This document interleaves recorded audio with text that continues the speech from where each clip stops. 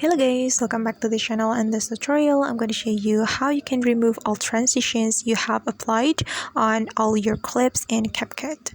Alright guys, here I have created a project in Capcut, and as you can see that I have applied some transitions to my clips, and I'm going to play the video first to show you the transition.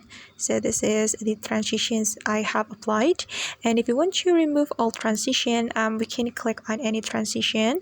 So for example, I'm going to click on this one, and after that we just need to click on this button. Then if you want to remove all transition you have applied, you can simply click on apply to all right here.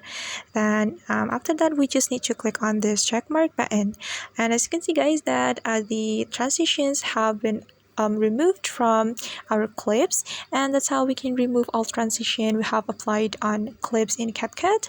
I hope this tutorial will be helpful for you. Thank you so much for watching, and if you find this tutorial is useful, don't forget to hit the like button, leave your comments, and also subscribe to this channel. See you on the next video guys.